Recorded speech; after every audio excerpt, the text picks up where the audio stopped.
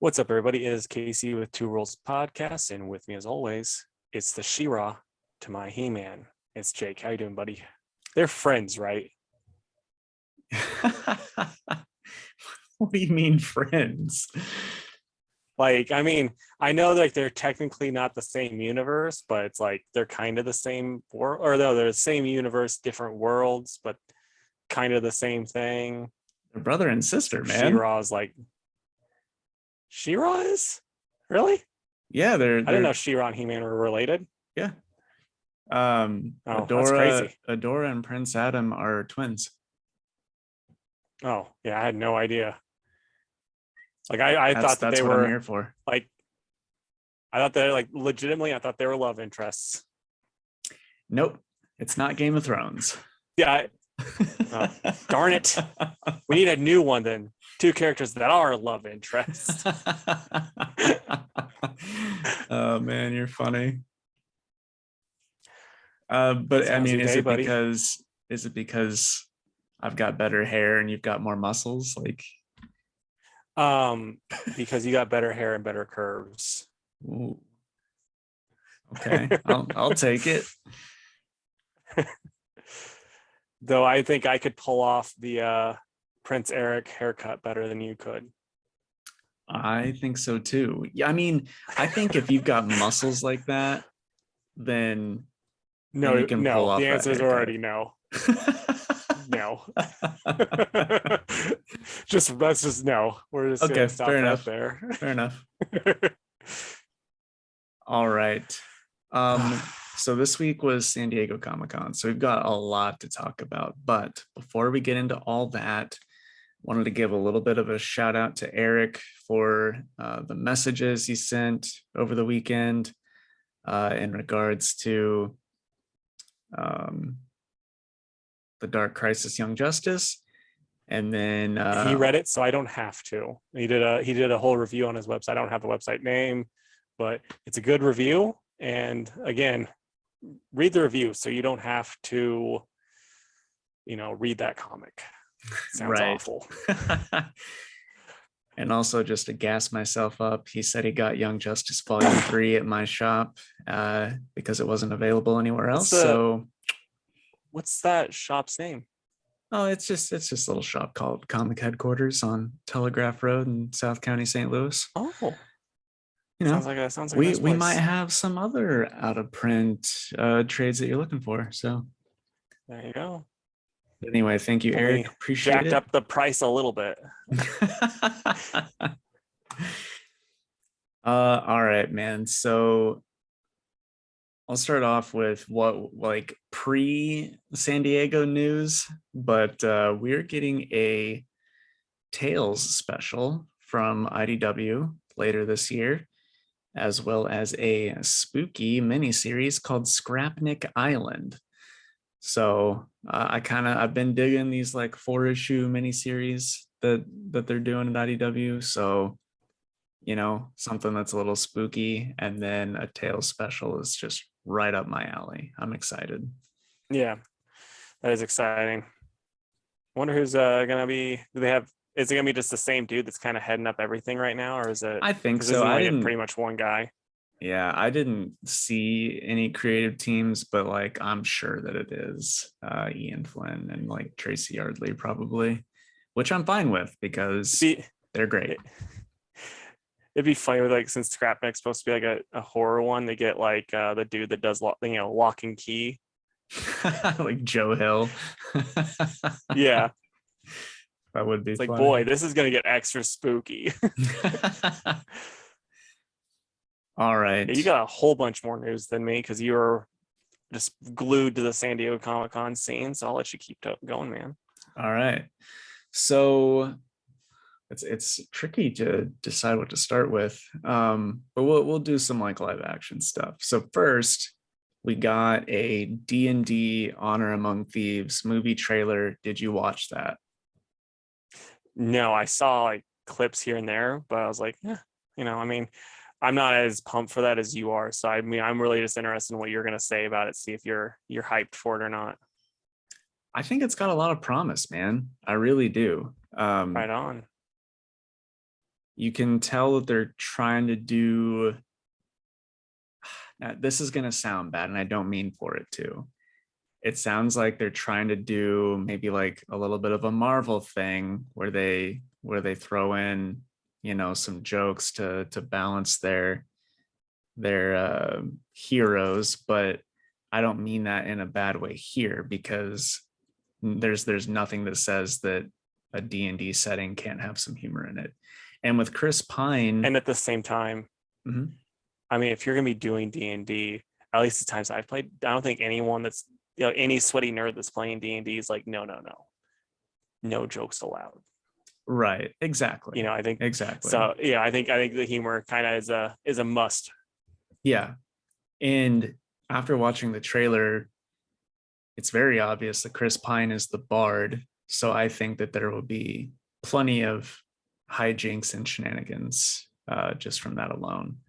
But man, Nice. there is an incredible scene in that trailer where the druid does wild shape and turns into an owl bear and then back into her druid form. It looks awesome. There's lots of cool Nice. things. You see a mimic, you see like a dragon fly over a battlefield, what I think spewing acid, which is pretty dope.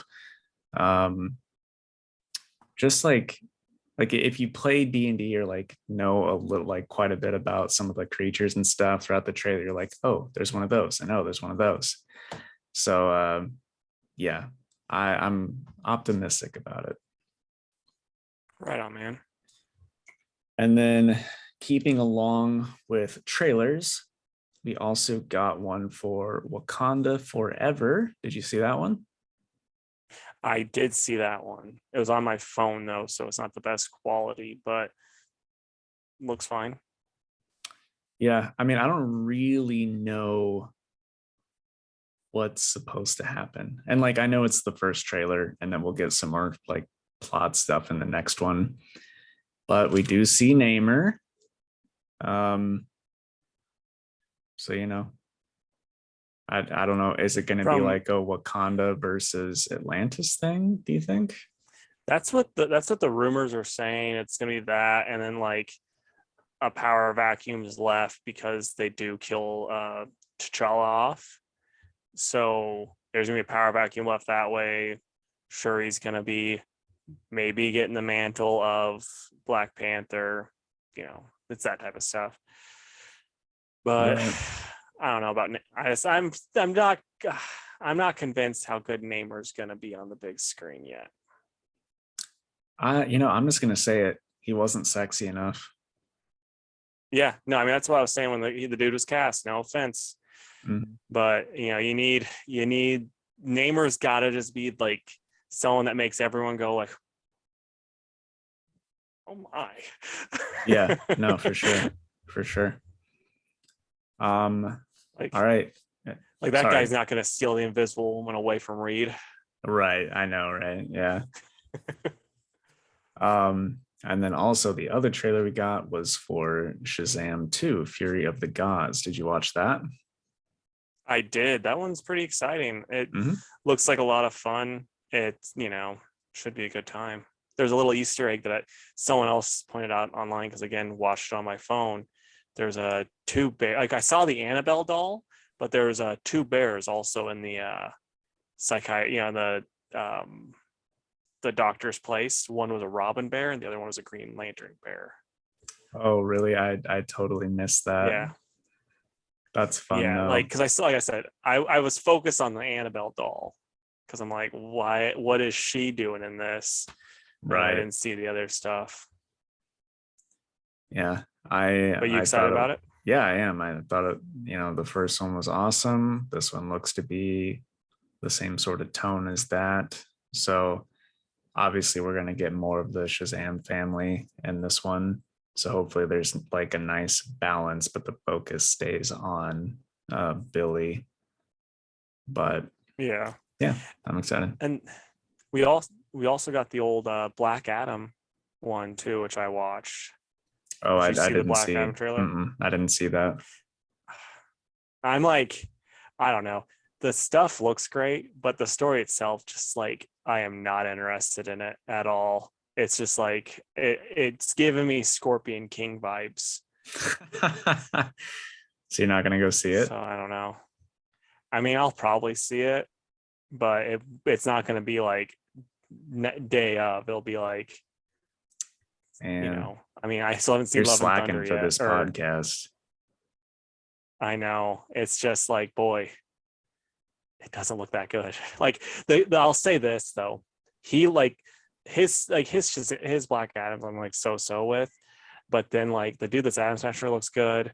The outside of not having eyes, Dr. Fate looks good. Cyclone looks cool. Like all of the design, like all of that stuff, it looks pretty sweet. But it's just like, boy, I cannot be bothered to care about Rock's Black Adam. Right. Oh, we'll see. I'm going into that one with an open mind. I haven't really seen too much outside of that one trailer, so. Yeah, and I didn't see it, but I guess there was a trailer for She-Hulk also, and it had Daredevil in it with the yellow and red costume. Really? Yes, okay, so that was rumored that was. All right, I'll say what I was just about to say for when we actually talk about Daredevil, because that whole MCU thing was brought up. But the last thing I want to talk about in regards to like DC stuff, this was before San Diego. Apparently Henry Cavill was in San Diego, and everybody was like, they're gonna announce another Superman movie. But here it is Monday. It did not happen. And I watched a thing. Well, I was just gonna say two things. He wasn't in San Diego. He was filming The Witcher. Right. So like those rumors came out, and a lot of people were like, he's not. It's gonna have to be via video because he's not anywhere near that. Right. So yeah. But also I read a thing from like The Rock's panel, and somebody asked if Black Adam was ever going to fight Superman, and he was like, pound for pound, they're pretty close. I guess it probably all depends on who was playing Superman, and that's all I'm going to say. So everyone's like, oh, well, that kind of like confirms that Henry Cavill's not going to be going forward with that. So who knows? I mean, there's a lot of people that took it that way, but then I can see where that's what he's getting, hinting at. But at the same time, The Rock's he grew up in the pro wrestling world. He knows how to play his cards close to his chest. Like people are like, all this does is confirm that it's gonna be another headless Superman that's gonna be in the thing, blah, blah, blah. It's like, it doesn't. I mean, you're talking to a guy that is basically a very successful carny now, because that's what all pro wrestlers are. They're like really advanced carnies. So he knows what he's doing. Like if Cavill's in it, he's not going to spoil that. Right. Which is shocking because people love to do that. Yeah. But like I said, he's a carny. He knows what he's doing. Right. And I mean, if I were him, I would have gone around the set and just one-on-one threatened everybody. Like, you leak this, I'm gonna break your legs. Because man, wouldn't that be just the coolest thing to see, like post credits or something? Yeah. So we'll see. All right, do you want to talk MCU stuff, or do you want to do one of yours? Yeah, let's do it. Okay. I'll do one of my quickies, and then we can do MCU stuff if you want. Okay, sure. Okay, so I mentioned this. So I mentioned this a while back, that there's rumors of Kurt and Wyatt Russell are going to be in the MonsterVerse TV show, and then it got confirmed that they're going to be in it. It hasn't said they're going to be father son, or there's some people that think it's going to be like, oh, Wyatt is Kurt in the past and vice versa, because they look a lot alike when they have beards going. So I think that's probably what they're going to do. I think that makes the most sense, because there's talks of this being like a show where there's more revealed about the legacy, blah, blah, blah. So it's probably a lot of Wyatt in the past, and then like the main character of present stuff's going to run into Kurt and that type of thing. But I don't know for sure. That could be cool. Yeah, I'm hoping they write the characters well and that it's good. Like I'm just like I'm really hopeful. I'm really hoping that it's going to be a good show, but we'll just have to just keep hoping, I think. All right. So like as stuff was getting announced, I was typing like, oh, next Avengers titled. Like, oh, this. And then I was like, okay, by the end of it, fuck it. I'm just gonna put, all the MCU stuff. So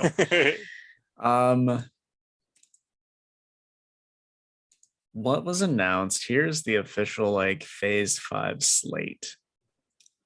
So we've got, and some of this we already knew about, but we've got Ant-Man and Wasp, Quantumania, then Secret Invasion, and I'm going in like order that it's supposed to come out. Guardians 3, Echo, Loki season 2, The Marvels, Blade, and then some of the new stuff they announced. We got Ironheart, Agatha, which is called Coven of Chaos, Daredevil, Born Again, and then we've got Captain America, New World Order, Thunderbolts, and then Avengers, Secret Wars, Avengers, the Kang Dynasty. And I don't know if Multiverse Saga is like a third film or if that's what like all of that is umbrella like under. I think that's like the phase title, is Okay. the multiverse. That's how I understood it. Okay. So there we go. Quite a bit to unpack there, but real quick, let's talk about Daredevil because I think that's the one that you and I are most excited for out of all that it's official. For sure. That's going to actually make me watch, like get Disney Plus and watch it. I've said that before, but this time I mean it. And when you do, catch up on some of this other stuff. You missed out on some good stuff. But yeah, so good title with Born Again.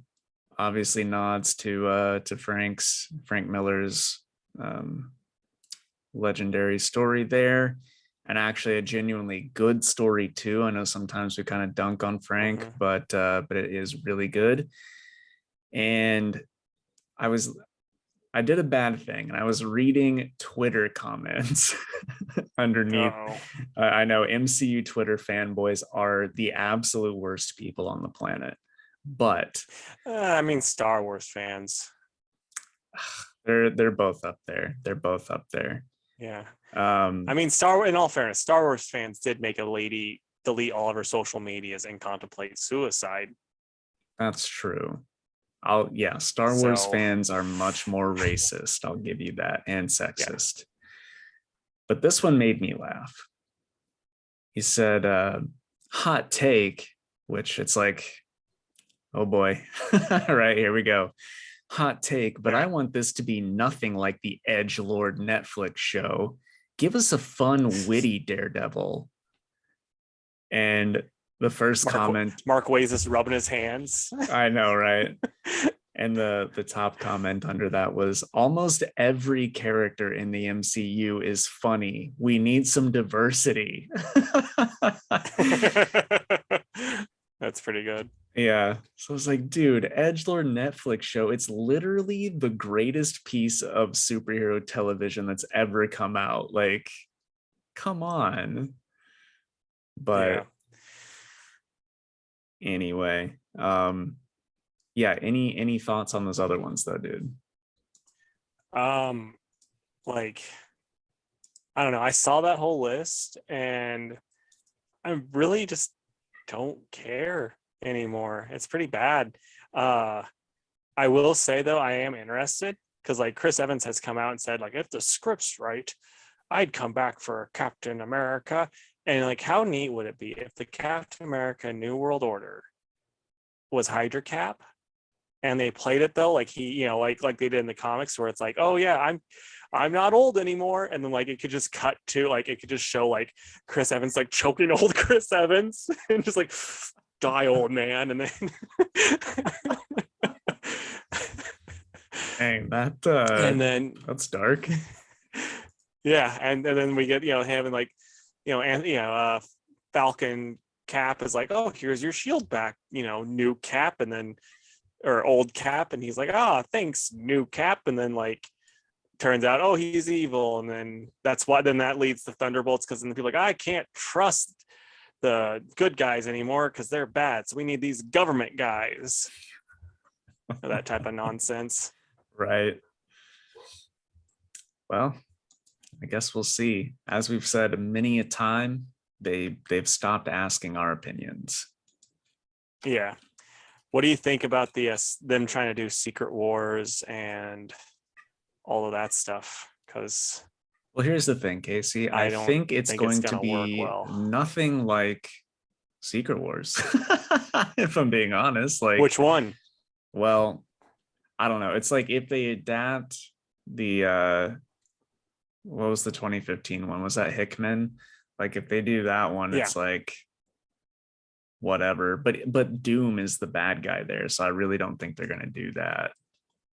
Like if that's like how they introduce Doom, that would Doom be and really Reed stupid. Richards. Right. Well, the solid rumor is he's gonna appear, I think, in Ironheart.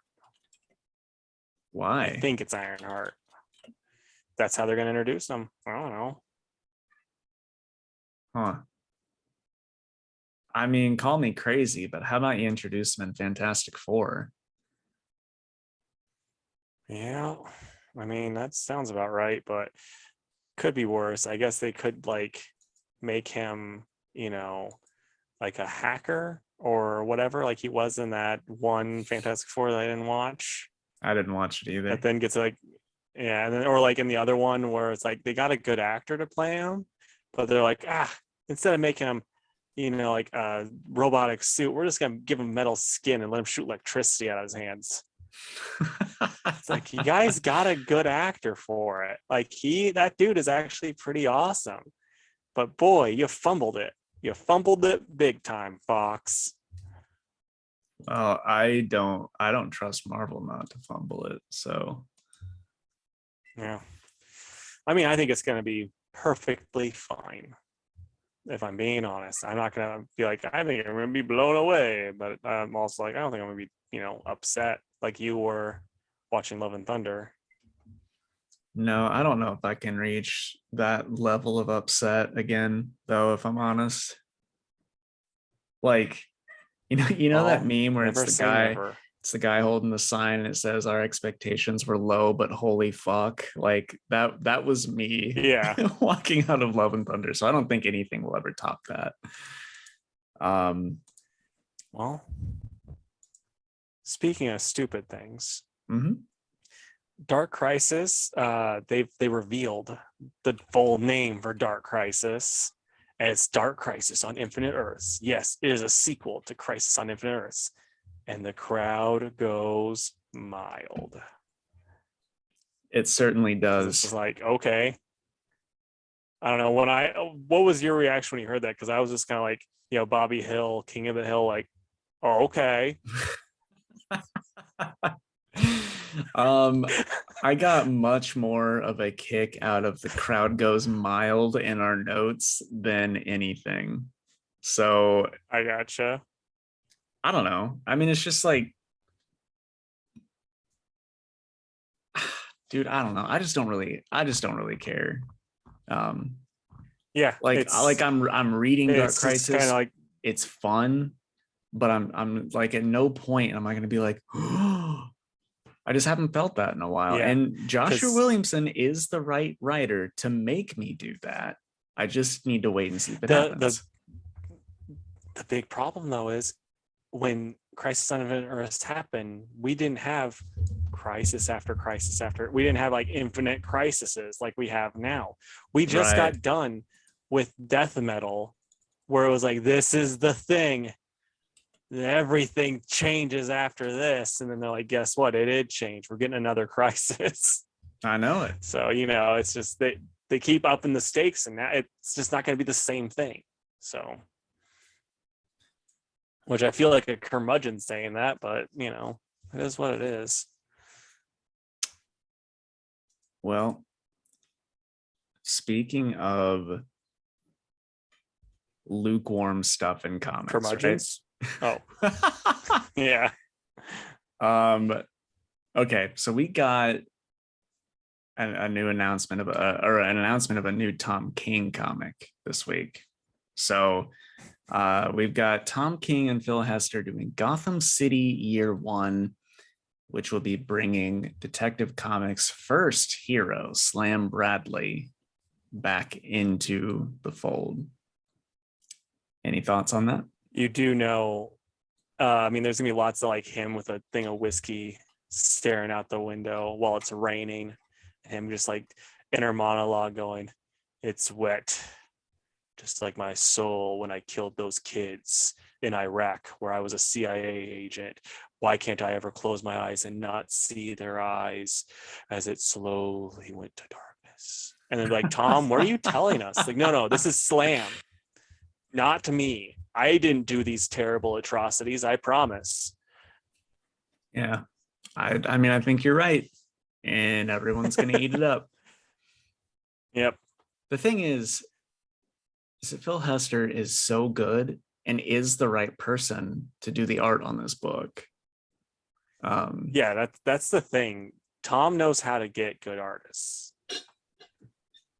There's gonna be one part though where Slam will beat up an Asian guy because he thinks that he is in a hate group, but then it turns out he's actually not in a hate group, and then he's like, I talked to him, we're cool. And like the Asian guy's just in the hospital like, we're not cool.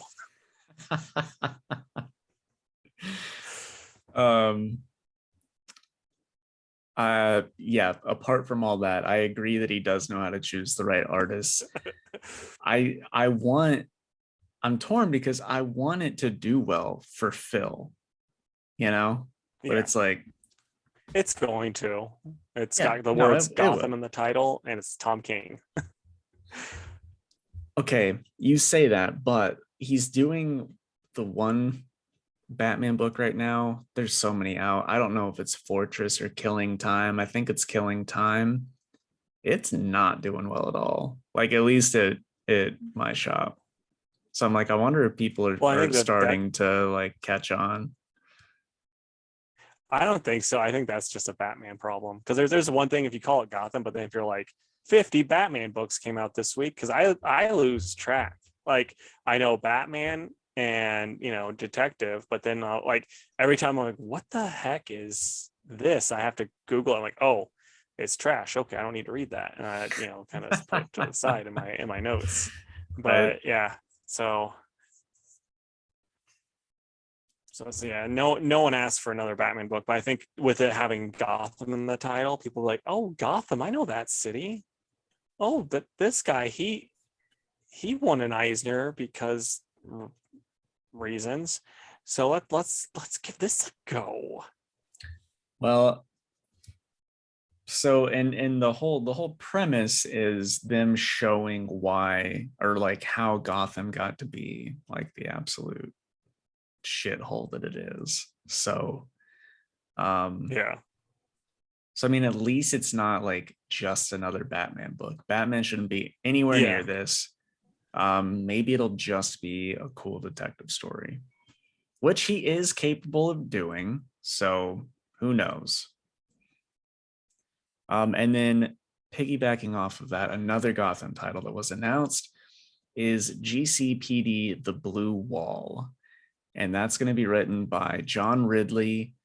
And it's going to be about Renee Montoya in her early days as commissioner.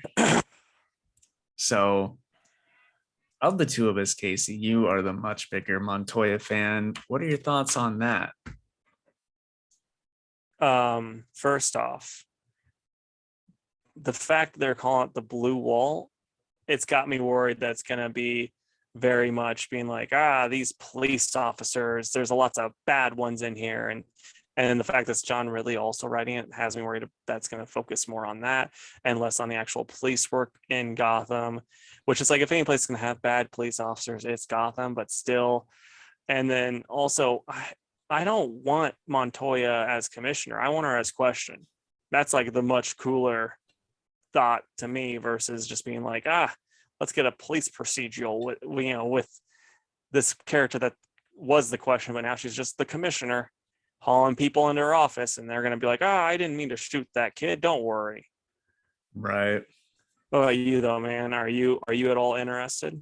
No, I'm really not. I think it's going to be exactly like you said. And also, I just hated Next Batman. And like because of that, it's like I'm not going to read another Gotham title by this guy. So it is what it is. Yeah. Like he just everything of his that the stuff of his I've read, I've not been impressed by him yet. So I mean, it's hard to be like really excited about this when don't get me wrong, if like I see pictures online and it's just Renee Montoya just kicking butt as the question, then she has to hop back in her office. She's like, "Yeah, let's stop crime, guys. I got to go use the ladies' room." And then she walks back and then puts her, mask back on, just beats up people again. I'm like, okay, John Ridley, you won me over. This is stupid and wonderful. Right. Yeah, we'll see if that's what we get. All right, and then I'll do some Marvel and other stuff, not all DC. We've got a new Mighty Morphin Power Rangers and Teenage Mutant Ninja Turtles crossover announced. It will be done by Ryan Perot, however he says it, and Dan Mora will be doing the art. So it's going to look amazing. My question is, Dan, do you even sleep? Because he's doing a lot, right? And the quality does not falter. And for the most part, Ryan does a really good job with what I've read of his. So this should be pretty darn solid. Yeah. Like my main thing is I've not read enough TMNT comics. That's like the only downside to it. But I am pretty interested. Yeah. I'll definitely be checking it out. If anything, just to see Dan draw both of those groups, like, yeah, it's gonna be fun for sure, man. All right, and then the one I'm not so excited for, Last Ronin is getting a sequel. They're going to be calling it The Lost Years. Now, I did see a piece of artwork, and it was a lot like the journal entry stuff, where it was sort of that older style artwork. But if that's the case, it's like none of it really matters. You know what I mean? Like it'll be cool stuff to see, but we already know what's going to happen because we've read The Last Ronin. Yeah, but it's still going to sell well. I don't think it's going to pull Last Ronin numbers, but could be neat. Are you going to check it out? I bet you. Yeah, I bet it's going to be like a sequel in that Casey's going to be reading this stuff in the journal, probably to her new little turtles. So we'll get to still see that world, see what's going on in that world, while also seeing the stuff Mikey was going through and all that stuff in the journals. Right, which I agree. That's interesting to me. Yeah, that's fair enough. Sorry for that super annoying yawn into the microphone. I thought I muted. But anyway. And then also on the subject of Last Ronin, though, there's this neat, like it's not perfect, but someone did the CG for a Last Ronin, like kind of like short film on YouTube. I'll try to put the link in the notes because it's pretty cool for if you watched it. They did a really good job. It's just pretty short, and you don't get everything you would get from the comic, obviously. Right. All right. So, all right, back to Marvel and DC stuff. The next one I'm going to talk about is Blade Vampire Nation. So this is going to be a one-shot written by Mark Russell. Art will be done by Miko Suyan. So sorry about that pronunciation. And essentially, it's going to be Blade being called in by Dracula to find out and eliminate a conspiracy, like assassin within the vampire community. So I think it could be crazy fun. Obviously Blade doesn't like Dracula. So we'll see what happens there. Well, there was that, I don't remember, was it just a Blade one shot or what, or was it like a bigger thing that we got like last year, I think, where like Blade is like kind of working for Dracula currently for some reason. I'm blank. I've read too many comics since then, but it was a Wasn't it the Darkhold? multi-story book. Yeah, that's what that might have been it, where it was like multi-story, and like there was that Blade one, and he had to help out Dracula, and it turns out he's like working for him or something right now. Right. So Well, maybe that's I don't know. keeping up with that continuity. I I'm mean, either interested. way, same.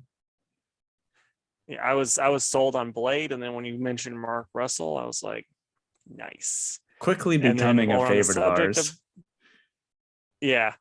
And on the subject of Blade, Anthony Starr is rumored to play Dracula in the upcoming Blade movie, which, that's pretty neat. I like people were saying that he should play Reverse Flash, which I think he would have been awesome for that. But, he'll be cool as Dracula, I guess. I like it. I mean, the guy is a really good villain, and He is. I'm just It's so stoked for Blade. Yeah, it's just my only problem is Marvel villains, you just don't get a lot that you can sink your teeth into, because it's just they're usually pretty like one note. So I think he doesn't get enough from that. Right.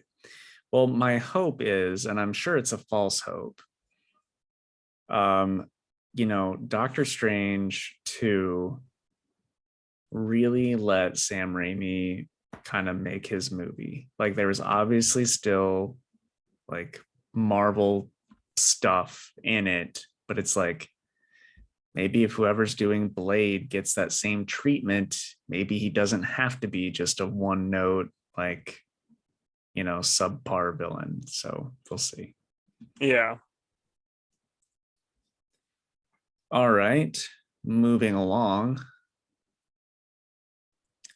Okay, so Zeb Wells is going to be doing a little Spider-Man crossover, like mini-series thing called Dark Web, and there's like a bunch of crazy stuff happening in this. I think the main villains are going to be that villain that Ben Reilly turned into at the end of Beyond Chasm or whatever, which I'm going to say it again, Chasm looks awesome. And then the other villain is going to be the Goblin Queen, who I think is Madeline Pryor, right? No, I don't think so. Because the Goblin Queen was Ben Reilly's psychiatrist. Oh. No, I know what I'm doing. I'm thinking like Limbo stuff, like Queen of the Goblin stuff, because of what's happening in New Mutants. Oh, okay. And I say that because on the promo image for Dark Web, Magic is there too. Magic and Madeline Pryor. And so I as I was reading about this, that's where I got Goblin Queen. But they're giving, I noticed this in the promo image, they're giving Magic a new costume. And I'll have to see it like in action. But I was like, this sucks. Like, why would you change that costume that doesn't need to be changed? Because it's like gold. And that's just, Magic is sort of just like she wears cool black costume and she's not like, I don't know, gold is just like a bright shining, like, a happy kind of color, and That you just don't get that Yeah. with Magic. So anyway, we'll have to see what all that involves, but if it's got Magic and Chasm in it, then I'll probably check out just the first one anyway. Because I think I'm trying to find the image. So it's got Madeline and Venom, Black Cat, Iceman, Jean, Cyclops, Spider-Man, and Firestar. So it might, cross over with like New Mutants, X-Men, Venom, and Spider-Man, maybe. Like I don't know, but Yeah. it could be neat. I hope they at least do one Amazing Friends issue, since they got them there. Right, I know that'd be fun. Some Firestar action. So yeah, I don't know. I mean, I know I didn't do like a great job explaining it, but is that something that you would be mildly interested in? Mildly, I'll say that. It doesn't blow me away, but it should be fine. And since you mentioned Venom, I'll get to my last bit of news. Tom Hardy has agreed to do Venom 3, getting $20 million to do it. So that's interesting. And it's Tom Hardy, not my hero, Tom Brady. Yeah. Yeah, I don't know. Like, I don't know what I was doing, but I was like, wait, Tom Brady is gonna be Venom? I was like, wait. You were just having your daily Tom Brady dreams, which we all have. I guess every red-blooded American has them. I was like, Jake, you idiot, just like stop and think about it for 1 second. But okay, then the other thing to go along with the dark web, there's going to be I'm sure it will be like a 3 or 4 issue miniseries spinoff out of dark web, but it's called Gold Goblin, and it will be Norman Osborn, him transforming into the Gold Goblin. I think it's him trying to leave the evil persona behind and maybe like being good. So yeah, the people were crapping on it on Twitter, and the writer was like, then kind of clap back, as the kids say, and was like, this is exploring the inner psyche of him trying to overcome his darkness and all that stuff. I'm like, it sounds cool when you describe it like that, like you're clearly doing your elevator pitch via tweet. And it's, I get why you got the job. I'm not the hottest on the design, I'm not gonna lie. Like, it just looks fine. Right. So the image I saw was what I'm guessing the cover of the first issue by Torrin Clark, who is a phenomenal artist. But it's like, man, if Torrin Clark can't get me super excited for that design, I don't think whoever's on the interior art is going to. You know what I mean? Yeah. And that's not to crap it's on Kenneth, any artist. And you're like, okay, maybe. I stand corrected. But yeah, we'll see. Interesting concept for sure. Yeah. All right.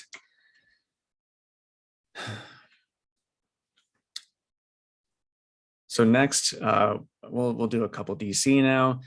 Static will be coming back for Shadows of Dakota.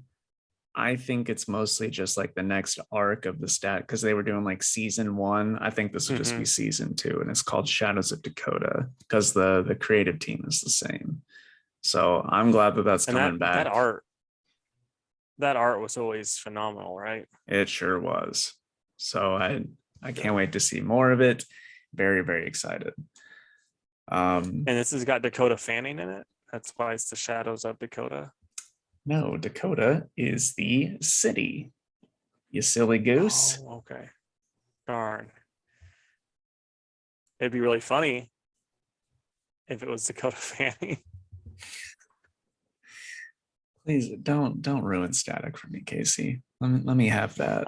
That's not ruining. She was in Cat in the Hat. All right, and then the other DC one, we are getting The Man Who Stopped Laughing, That will be a new Joker ongoing. It's going to be written by Rosenberg with Gian Domenico on art. And that will be the Joker going across the US causing mayhem. Supposedly it's a sequel to the Tynan one that we just read and wrapped up a couple weeks ago. I like Rosenberg. Unless this was like pure comedy, I don't think that this needs to be a thing. Me neither. I'm very much not interested. It's like, Rosenberg, I love you, so I'm gonna give it a try because of how much I like you. But Yeah, boy, same. oh boy, do I not want to.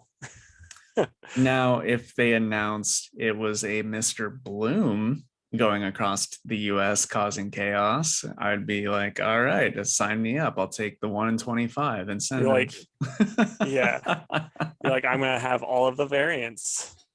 We're gonna have Mr. Bloom night at the shop every night. But sadly, I don't think we'll be getting that. That'd be hilarious if it's like the last one was like the backdoor, Jim Gordon series. This is the backdoor Mr. Bloom. Mr. Bloom. Series. That would be awesome. All right, and then finally the last of the Marvel stuff that was announced either at San Diego or through the October solicits. We've got a Namor series coming out. I don't know the creative team on that. We've got the next round of High Republic Star Wars comics coming. I think Kevin Scott is still doing that. And then we're getting a Joe Fixit series written by Peter David. I was like, man, I guess if Casey's going to be excited about any of these, it's going to be that one. Gonna read it? Yeah, it's kind of funny. Oh yeah, at the end of Maestro this week, the last page was this. So I was like, oh boy, I'm excited about that. Then I saw that you put that in the notes. I'm like, yeah, that's cool. It's gonna be pretty great. And then we're getting some sort of Doctor Strange title. I don't think that regular Strange, I mean, unless they're going to wrap that up when Steven comes back or something. Otherwise, they'll just run together. Tiger Division. I bet they're going to wrap it up when Steven comes back. Yeah, probably. I don't want it to, though, because I like Strange. Yeah, same. Tiger Division, which is dealing with some Agents of Atlas characters, I believe. It's like the new team.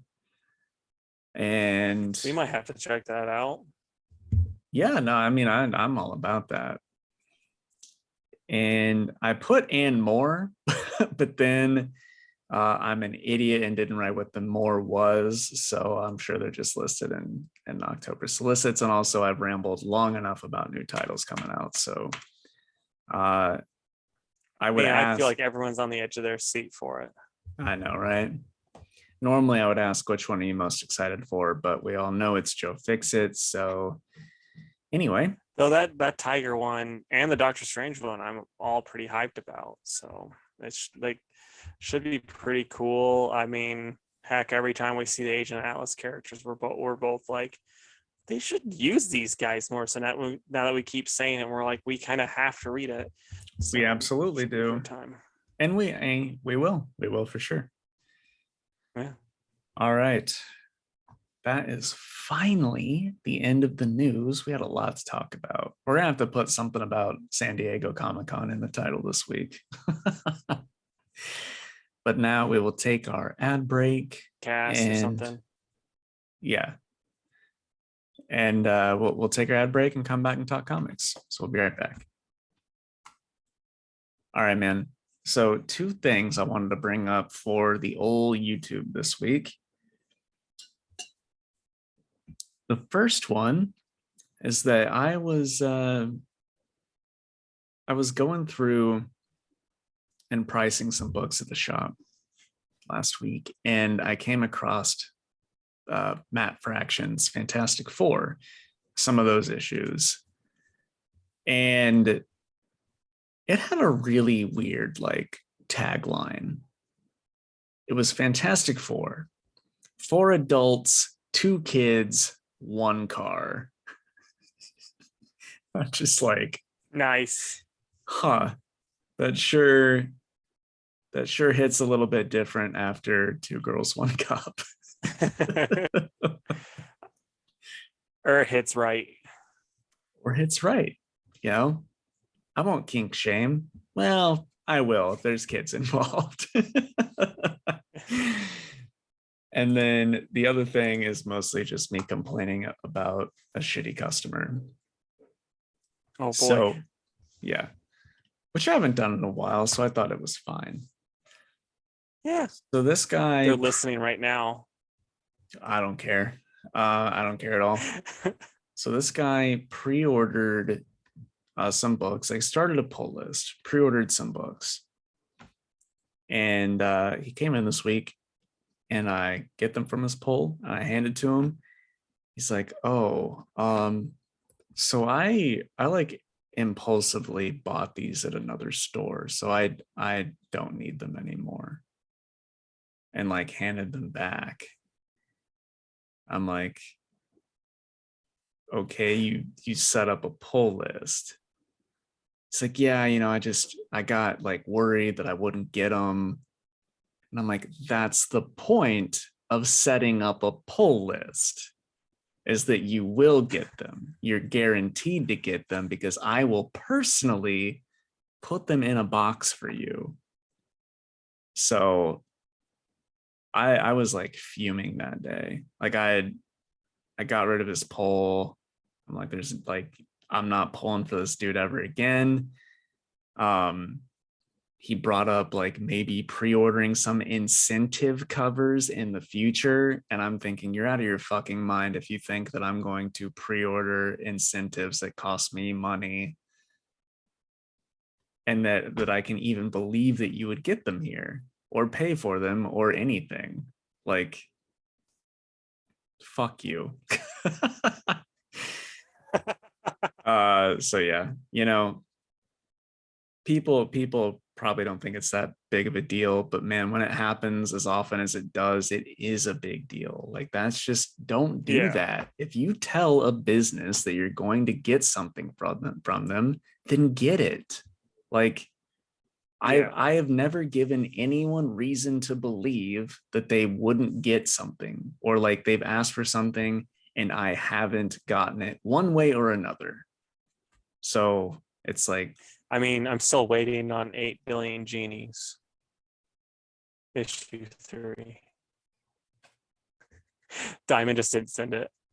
oh, I think I got that on Friday. So text me that. Oh, okay. You still need that. Okay. I just wanted to give you some shit. But here's the thing, like, that happens, and even if Diamond won't get it for me, I'll like find it somewhere and we'll get it for people. Yeah. So it's like, it's so frustrating to like bust my ass so hard to like make sure that all my people are taken care of, and then shit like that happens. Like, it's so frustrating. Yeah. So It's ridiculous. yeah, yeah, and then I put the quote in the note, but as he left, he's like, we're cool though, right? And I'm thinking, no, we're not cool. I hold a grudge. I will take this to my grave. We are not cool.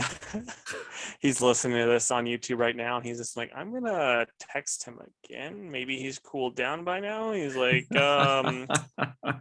we cool now? Question mark, smiley face. The thing is Jake will never cool down. So anyway, that's my YouTube story this week. I got All right. I have a feeling just between. Mm-hmm. I have a feeling this is gonna be a nightmare to edit because there is like such a lag when we're talking. I've noticed. Yeah, and I don't know why. And like your camera's been bugging the whole time too. Yeah, so I have a feeling this is gonna be a fun one to edit. We'll see. Excellent. Which is great because we've done a whole lot of talking. Right? I keep looking at the time like, shit. Yeah. That's all right. We can be quick about our reviews. All right, folks, welcome back. If you would like to hear me complain about a customer that I had at the shop this week, and I know you all love to hear me just complain about stuff, then you can hear that over on our YouTube channel where we have fun little exclusive stories like that. That is Two Worlds Podcast on YouTube. But Yeah, now, if you want, we will reenact his, interaction as a live play at your next child's birthday. If you can guess via text right now, live, the order that we're reading, we're reviewing these comics. any takers? Yeah, I'm waiting. All right, dude, what I still did you haven't read gotten this anything, week? so I don't think it's gonna happen. Okay, I read Maestro, number 5, Farmhand 19, The Flash 783 and 784, Do a Powerbomb, number 2, Godzilla versus Mighty Morphin Power Rangers, number 4, Jurassic League 3 of 6, and She-Hulk number 5. What about you? I read Triskel number 2, World's Finest number 5, Godzilla Power Rangers 4, Jurassic League 3, and She-Hulk 5.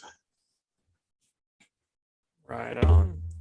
So I'm going to start with Maestro. This is by Peter David and Sebastian Cabral on the art, and it's a lot of fun. Peter David writes Hulk. Like, he should just always write Hulk. That's why I'm like really excited about his Mr. Fix-It, because he just does it really well. And yeah, they deal with Hulk, Maestro, and Abomination team up to kind of take the fight to Namor, Jim Hammond, and Doom. And it's a good time. And yeah, they, surprise, surprise, they win. But then there's an epilogue that kind of reveals how Rick gets the time, Dr. Doom's time machine at the end. But Rick's brain's not all there. So it's like, oh yeah, we're going to have a little bit of a wait they're going to have a little bit of a wait before it gets to Hulk Future Imperfect, because like that's how it ends too, like to be continued in Hulk Future Imperfect. But you already knew that. So this was a great time. I'm gonna give it probably an 8.5 out of 10. There's some plot points that didn't, like I think Doom was a bit too stupid and Namor being crazy and all that stuff. It wasn't great, but all in all, it's still a really good time. So how would you rate the series overall then? Probably 8.5 or 9 again, because it's a great time. The writing for Hulk is great, and it's a lot of fun. And yeah, I just really liked it. It's weird because there was like 2 different Maestro series, and so or maybe even 3, so they all kind of blend in together. So I'm like, yeah, I like this part of it. And then I'm like, I think that might have been the first one. So I really don't know, but it was a good time. And the art in it is fantastic too. Good. Why don't you go ahead and do another one? All right. So Farmhand, issue 19, and this is by Rob Guillory. And this is great. It's a really good time. You get more stuff, just kind of like crazier stuff happening. They're digging up the plant. People are trying to dig up our main character's dead mom, and there's lots of really cool fights, disgusting fights and stuff. The main downside is like this one character kind of shows up after this being like, been 2 years since went on that 2-year hiatus or whatever. And then I was also like, I don't remember this guy at all. Like my brain, I'm just like, who is he? They don't like him. They clearly have a history, but I forgot who he is. And that's like the main downside, is like so much crap has happened. There's been so much time off. They don't do a good enough job of like, I guess, reintroducing people. And it's like, it's probably not gonna be a big deal once it's all in trades and stuff and I can reread it. But that kind of knocked it down for me. The art in it's really good. The art in it is pretty grotesque at time, which like Rob Guillory does a really good job of. Like, it's still the body horror type of stuff, but it's a really good time. I really liked it. I'm gonna give this a 9 out of 10. Excellent, man. Glad you're still digging it. Okay, I'll just read the one that isn't a mutual, I think, right? I gotcha. I thought you had 2. Did you read World's Finest? Shoot, dude, I forgot about that one. I'm gonna have to put that down as my other, on this week's. Dang, it was a fun one, man. That's all right. I just skipped over it because it's, brain doesn't always think. All right, so Triskel #2, it's written by Felipe Pan, and art is done by Monoramas. But this was cool. Our main character is still dealing with this newfound power where like weird light just kind of comes out of his eyes and shows him where he needs to go, just like a clairvoyance type thing. And I think some of the characters that we see in the background, the first and second issue, are the ones doing this to him, or maybe they're like passing on these powers to him and his friends. But it was cool. The friends weren't really in this one too much, so I don't know if like each one is going to get like a little background story or solo adventure, but either way, it's just a cool little fantasy book, and I'm digging it. So I'm gonna give it an 8 out of 10. Right on. Okay, so The Flash 783 by Jeremy Adams with I should have been ignoring you and just looking up the artists, but trying to find it really quick. And I skipped over it, but yeah, it's Jeremy Adams, and we kind of get they're looking for Barry, and they're jumping all around. Here it is, and Amake Nalupan on the art, really good, just looks incredible. And they jump around to different worlds, and the art kind of changes per world. There's a Mad Max world, and then there's like this old school world and stuff. And this issue is really good. The main downside is Jay and Irie are idiots, and like they shouldn't be this stupid. Like it is like, I think kid characters are usually dumb anyway, but then like this, they just were much dumber. They decided, I want to be a hero too, and they just stole one of the wristbands and they hopped in the portal. It's like they're not. And then so then like Jay's like chasing after him because he's the lone adult there. I mean, that does a disservice to Max, but other than that, everyone else is kids. Right. But yeah, so it was just that was kind of dumb. But then like the next issue, it's the Adams and Nalupan again, and yeah, you get more of the Mad Max stuff, and it's like it's crazy and stupid, and Barry's like just fighting these people, and Max and Jesse Quick, almost called her Liberty Bell. Jesse Quick are helping them, and then you get Jay and Irie. They're trying to get their things to work, but then there's the Night Flash, which it sounds like something that you have when you're a woman going through menopause. Like you have your night flashes, and it's like a Batman Flash type of thing. It's pretty neat. And then it cuts to like Ace and Wally in the old school world, and it's like it's clearly that this is Barry's like dream world. And when Wally shows up, he's actually reverse Flash to him. So like Barry's just beating the crap out of him, and then like Ace is running, and then it becomes like his dream world where he's like the Flash and Wally's retired, and everyone's sitting around. It ends with them all sitting around a table together. So it's pretty neat. And then we also get Tom King's thing that he did for Neil Adams and stuff, and it's nice, but it's also just like, I don't think you really need to be credited for writing it when not much was going on there, but whatever. Right. Did you guys see that in any of the comics or no? The Neil Adams little thing. If you get a chance, just check it, because I know it's like I said, in the back of 784 Flash. It's pretty nice, but yeah. Maybe I did and I just missed it or something. Yeah. Oh, yeah. Okay, It's I see it at the back now, the endless line.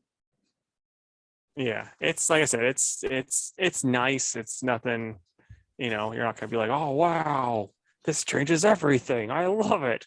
But it's a nice story. But yeah, all in all, I really, really love this. Jeremy Adams is one of my favorite writers probably right now that's working at DC.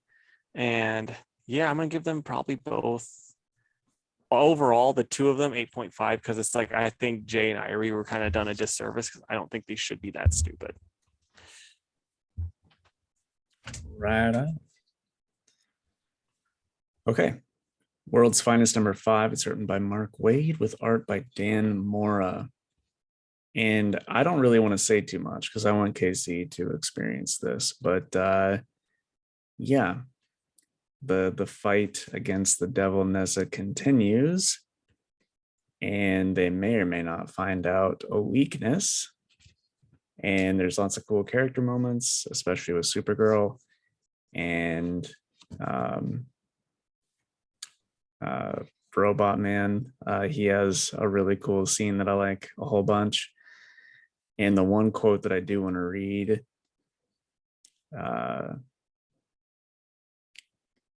so Cliff yells, "Ah, hell. Hey, Hornhead. Yeah, you.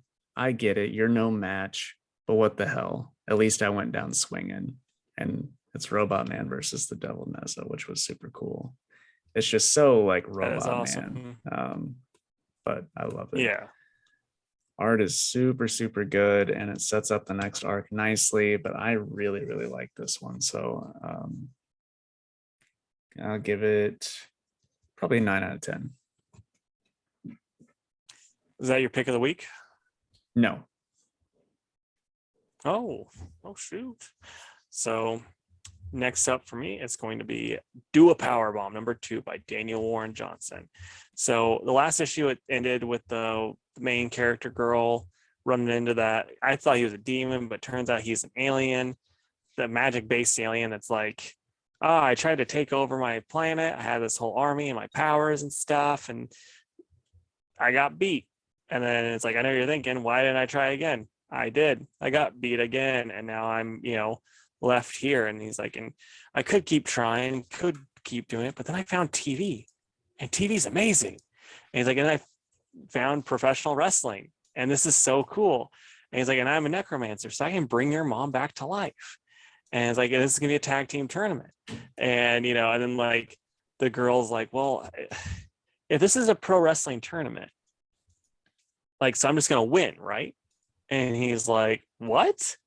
And she's like, because pro wrestling's predetermined. And he's like, what are you talking about? No, it's not. And he laughs, and then and then she's like, well, and it's a tag team tournament. So she's like, well, who's gonna be my tag team? I don't have anyone that could be. And he's like, I think I know someone. He teleports them to this like poster of his name's Cobra Sun, and he is the actual person that was responsible for her mom's death.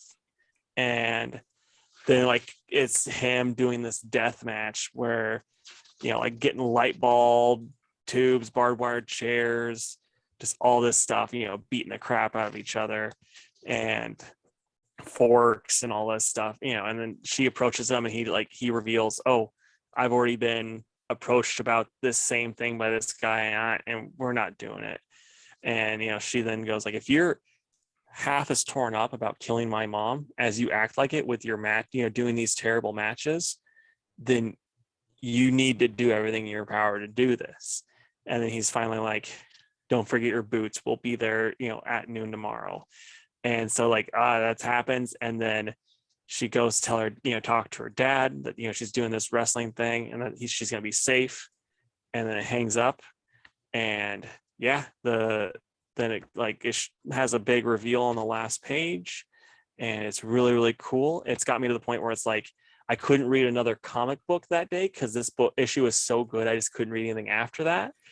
I was like, oh my God, this is my pick of the week, probably my pick of the year. Because like I want to go back and redo a Powerbomb #1 to pick up on stuff that I missed the first time. The art in it is so good. And honestly, I think even though you're not a wrestling fan, you would like this. I think you'd be into it. So if you ever have free time, which I don't think you are, but if you ever do get some, check it out. It's so good. I've only done this one other time. I think it was with a Daredevil book, but it's an 11 out of 10. This is my pick of the week. Wow. 11 out of 10. Yeah. I mean, I did want to check it out, but I think the week it came out, I was reading like 15 other books and just didn't. So I will make a Yeah. valiant effort to catch up. The first issue is good. And I think you would still like it. But then this second issue, I was like, holy crap. And like with it not being like with it being like pro wrestling, but not pro wrestling, I think you're going to like too. Like, it's not like that Ringside comic that I was reading where it's like, boy, this is just because I'm a pro wrestling fan that I'm reading this. Like, this is like, I think anyone could like it. It's like that episode Dial M for Monkey where it's like, yeah, pro wrestling fans will like it more, but anyone can like this. Right. All righty. Surely you've got something else right before the mutuals. Nope. This is our three Muchis now.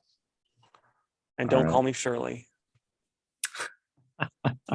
Okay. I would like to end on what is my pick of the week, which is She-Hulk. Otherwise, we can do the other two. I figured it would be your pick of the week. Whatever order you want to do. Yeah, I figure I say we go high, low, high. So we'll do Godzilla, Jurassic League, She-Hulk. Okay. So Godzilla and Power Rangers. It's written by Colin Bunn with art by Freddie Williams. And I mean, you know, I was hyped for the Ghidorah action in this one, but what did you think about it? I liked it a lot. Like, I'll be honest, some of Freddie's art at times with the people, it's not my favorite, but then I'm trying to find the page. He'll do like a panel where it's just some of the coolest dang art, like this big splash page. Yeah. Like, that's just amazing. It's just incredible. And there's so many different pages just like that throughout of the monster action. That's just so good. And then like the fact that the Zillions are, you know, helped out because they just don't like Rita because she's just so repulsing that they're like, yeah, we got to do this. I thought that was really funny too. He was like, we're still enemies. She's just the worst. Yeah. But I will say, I'm going to call Colin Bunn out on being a so-called Godzilla fan. So they're like, oh, we can't control King Ghidorah, Monster Zero, you know. And fun fact, in Godzilla versus the Astro Monster with the, you know, Zillions in it, they had control of King Ghidorah. And then it's like and they also controlled Godzilla and Rodan for a bit. And then when they broke the control, Ghidorah's like kind of like woke up from like a, you know, hangover, like, oh, where am I? And then Godzilla, Rodan's like, oh, I thought we said you weren't allowed to be here anymore. And they just beat the crap out of them. That's funny.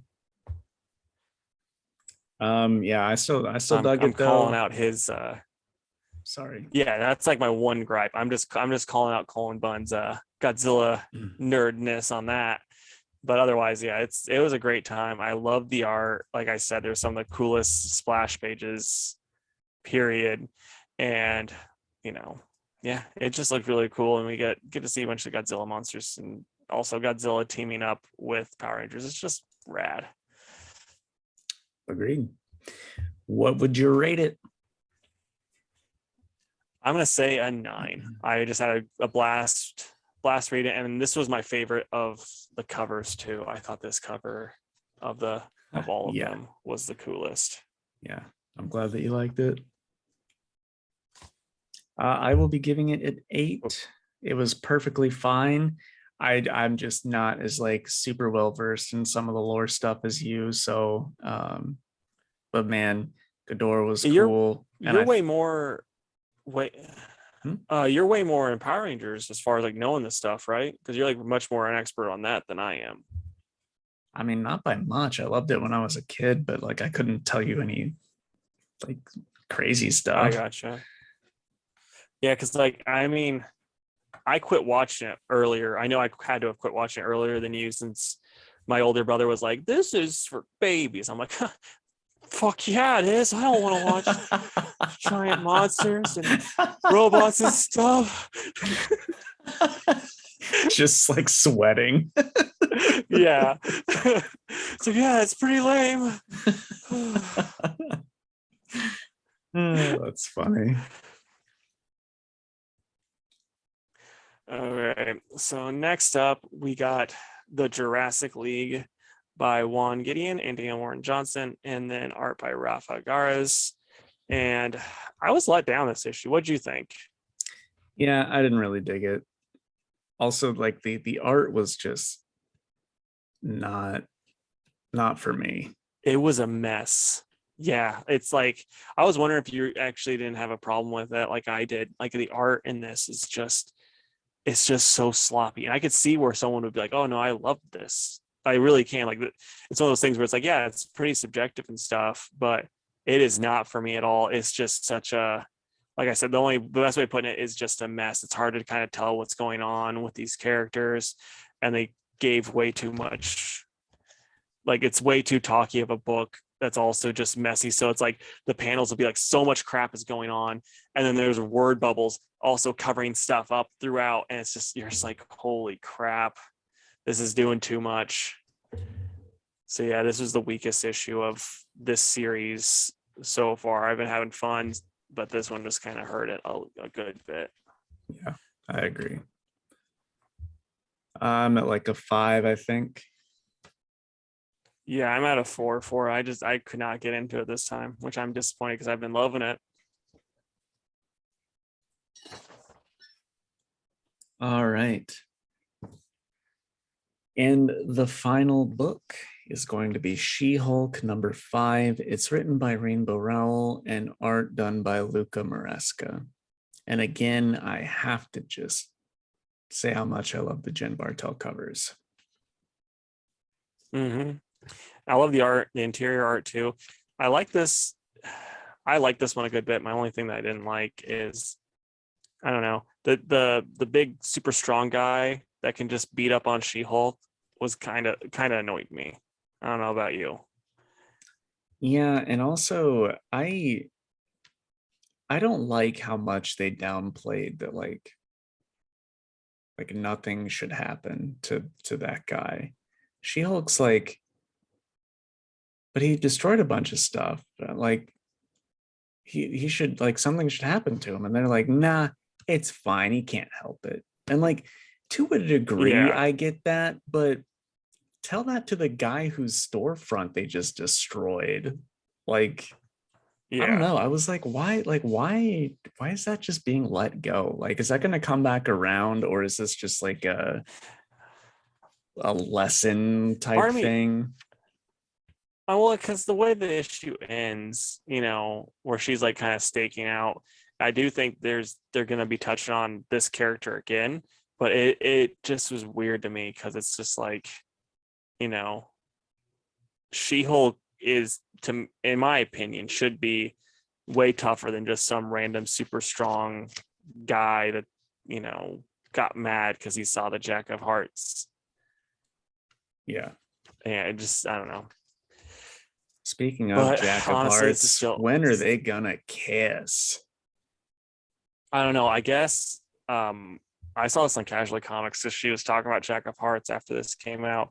I guess Dan Slott already ruined that they are dating now because she was in Fantastic Four and they're like, you and your boyfriend Jack of Hearts. And then, she's like, oh, stop. No, she didn't do that, but, it's that type of thing. Right. Okay. Thanks, Dan Slott, for ruining yet something else that we all love. There's no will they, won't they anymore. It's just they're gonna. Yeah. But yeah, anyway, I What would you get of that, man? like a 9.5. Like apart from that one like page of conversation, I really did like it. And I see like post our discussion, I see why that probably didn't sit super well with you.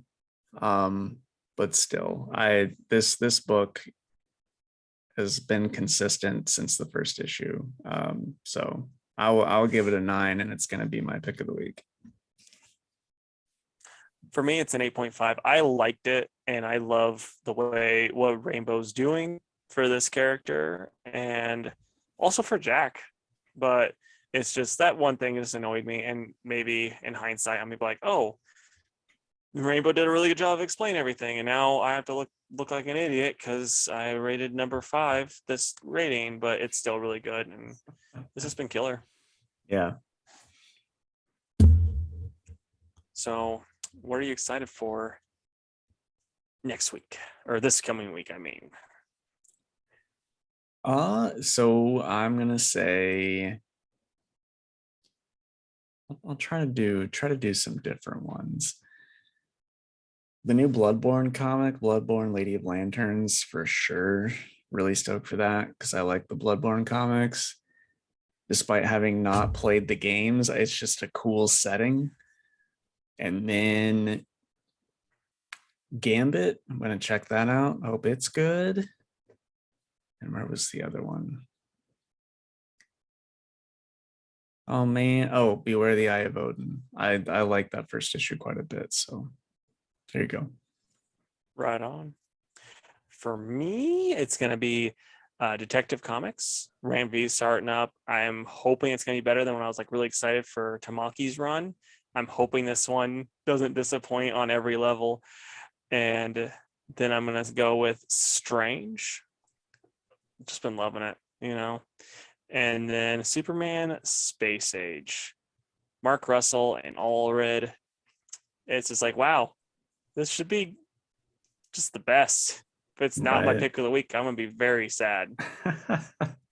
Dude, what would you do if Ramby was like that first issue? It's like continuing from issue blah blah blah of Tamaki's run. It's disease guy again. He's like, you know how Tamaki's run started with the tower? Well, this one's gonna be even bigger, but the story's gonna be the exact same. This time, the tower's twice as big. It's like, geez. Where it's like, oh boy.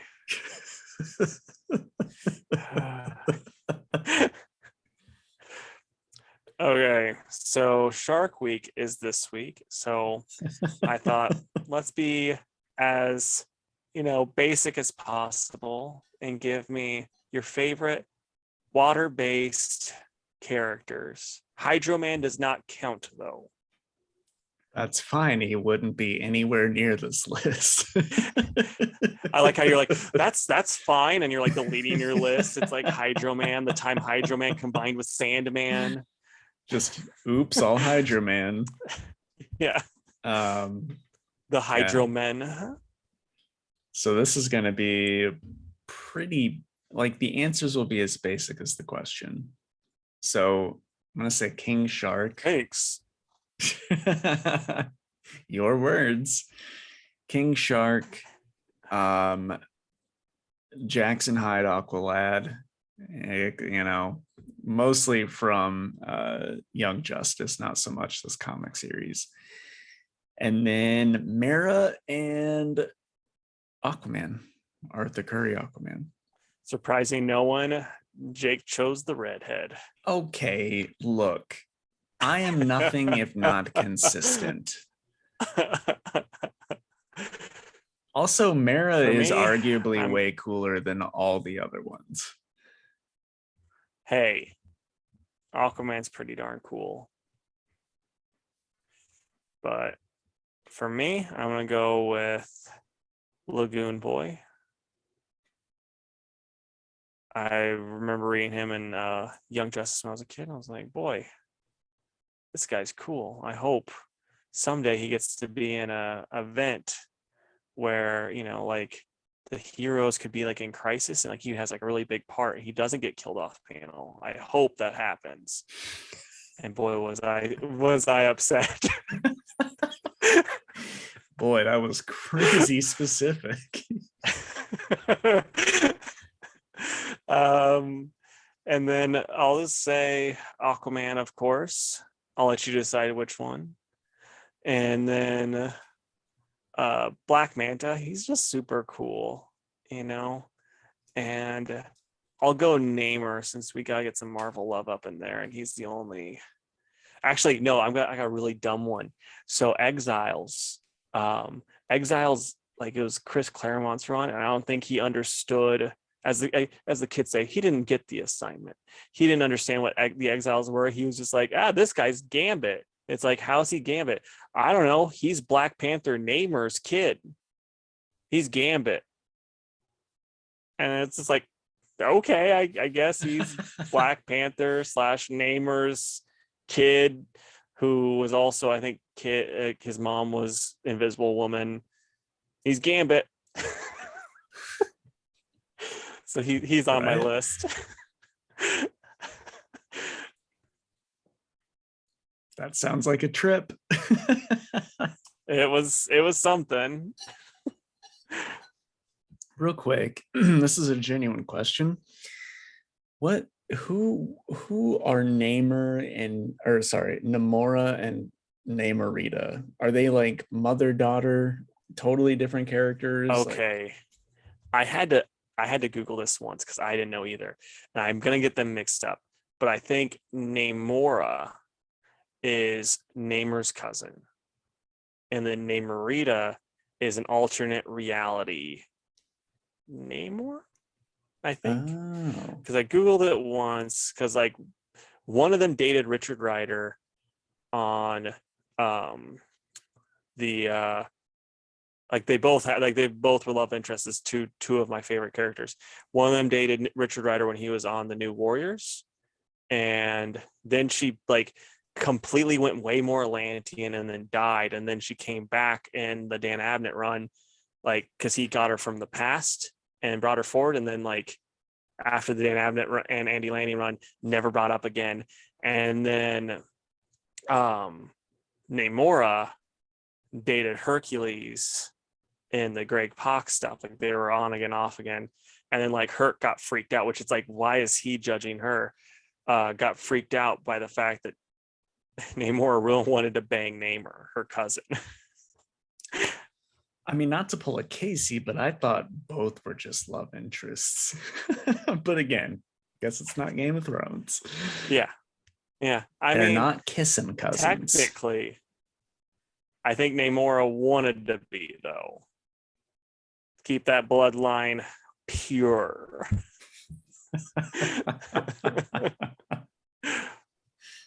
All right. Well, thanks for the info. Now I know. Yeah. It was just always funny to me that I'm like, Hercules, out of everybody, you're judging her. Come on, bud. Yeah. Come on. Dude is such a slut. Yeah. It's like I've not read enough Greek mythology to know, but I bet you've banged some of your family.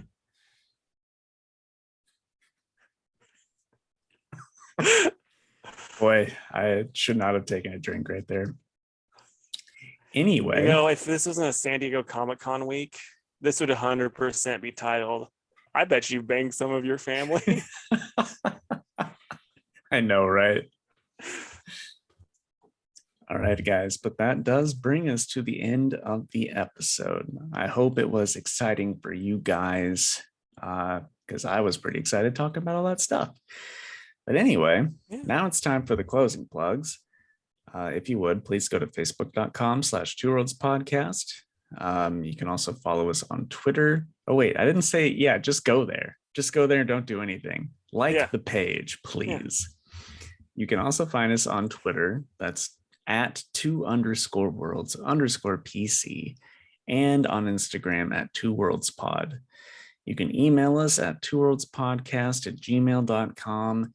And if you would, please go to our YouTube channel. That's just 2 Worlds Podcast on YouTube, and subscribe to the channel. And while you're there, leave us a comment about how laggy this episode is. Come up with like a fun name. Call us like the Laggy Twins. I don't know. I'm not the one coming up with the names. You guys come up with the names.